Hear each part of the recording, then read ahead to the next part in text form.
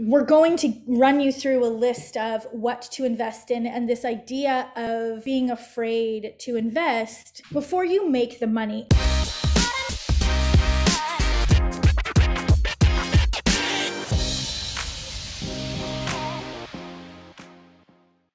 So at the baseline, when you're just starting and you have very little experience and you're nervous about investing in this format of your business, you're nervous because you have maybe no client experience at all. You've never done anything like this before. And you're nervous to put money into something because it's not making you money yet. You want the security before you're willing to put in the risk. And it's such an interesting mindset, this idea of debt versus investing, and this idea of investing before the outcome is achieved. When you invest in stocks, you don't get the return before you put the money in. Like, can you imagine going to the bank and being like, listen, I think this is a sure thing. Yeah. I'm pretty sure. I'm not 100%. So can you give me the ROI? Can you give me my kind of the first before I give you my money?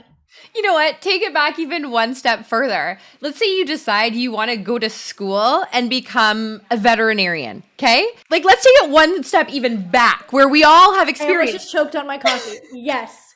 100%. Right? Take it a step back. You do, like, it's not like you say, okay, I'm going to become a veterinarian. So people out in the world who are planning to have pets in 3 to 5 years, can you pay me the money now so that I know that I have a solid income guaranteed? And then I'm going to take that money that you paid me and invest it to go to vet school and become a vet. Or you go to the vet school and you say, listen, I'm not entirely sure I'm going to be able to pull this off. I'm a little nervous. I think really I can. So can you give me the diploma now? Yes. And my first year's salary, that would feel really good. And then I'll invest that first year's salary into my training to do this. Yeah. It doesn't make sense. You know, it's a mindset like, I don't want to go into debt. Debt is actually defined as money owed.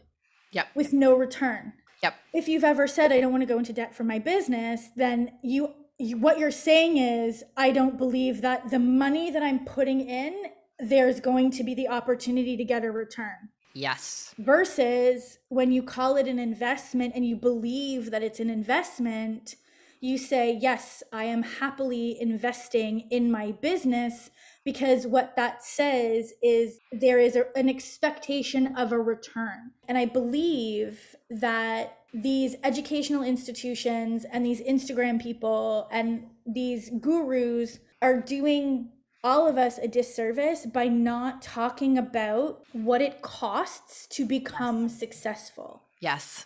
Because for me, it's been super helpful to understand what it is going to cost. Yes. In order to get to where I want to go. And had someone in my registered holistic nutritional education sat me down and said, look, this is what it's going to cost for you as a nutritionist to make 6 figures. Yes. This is the money that you're going to have to put out at the very beginning. And this is about how long it's going to take you to make it back. Nobody talked to me about that. No, it wasn't spoken about at all.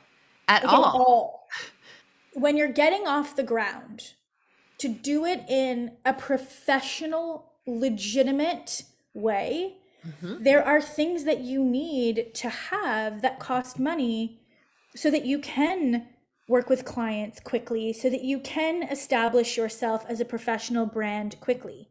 Yes. You need, first and foremost, liability insurance. Yes. If you are providing any type of recommendation, food, supplements, oils, anything that could be seen or misconstrued as therapy, anything that has the potential to cause harm, you should have liability insurance. And then you still want to secure a domain name. Yes. Yes, you need this for multiple reasons. So there's 2 different routes I can take. The domain actually legally you need in order to move forward with any sort of email marketing platform, which we're going to talk about next, any sort of marketing pages, which we're going to talk about next. You need to be legitimate. And nowadays, it's actually a non-negotiable at this point in the game from that side of things alone. And then from the other side of things, Yes, a website is not the first thing that you need to invest in. It's not even the thing that you really need to invest in your first year of business. We talk about this a lot. However, you cannot build the foundations of your business on a name that you cannot later secure as a domain, as a website, as something that you own. Because without it, you have to go back and start again, which is terrifying. Yeah. And a complete and utter waste of your time. Complete and utter. And money. And money. And at this point, you're probably pre-revenue. And so the other thing that you need is an email marketing platform. Now, you might come and say, well, MailChimp is free. Up to 500 subscribers, yes. We always say start as you mean to finish.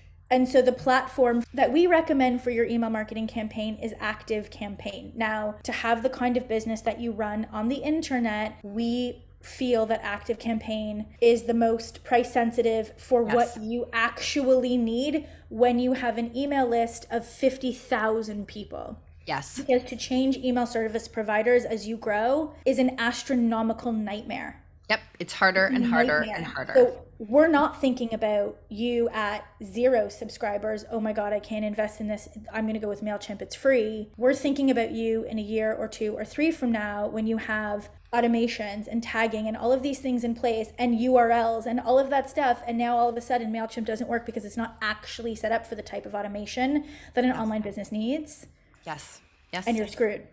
And then the other thing connected to that, and then we'll go back to like merchant account, is we also recommend that you get some type of professional email address.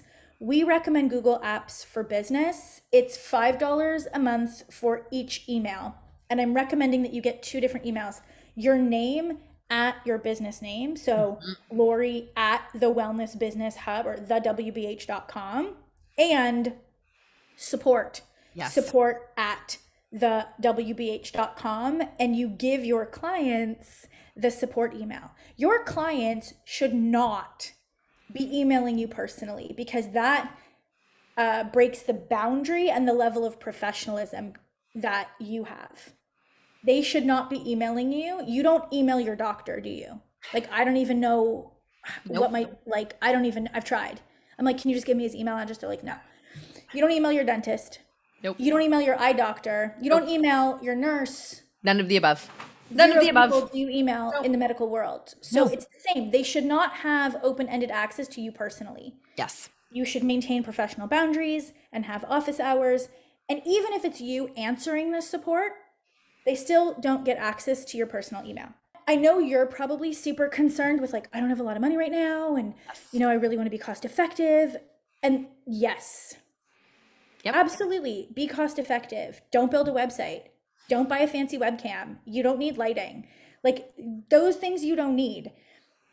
What we're telling you to start, you need. The next thing that you absolutely need is a way to charge people on the internet. Yep. We don't need to make this complicated. Over time, you will end up getting a merchant processor. Merchant processors are actually quite handy because they don't charge you a fee monthly. They charge you a small percentage of the money that you process through them. Perfect. At the beginning, you legit just need a PayPal account. You need a PayPal account that you can send invoices via. It's the easiest, simplest, no setup way to collect money from the people when you're starting out.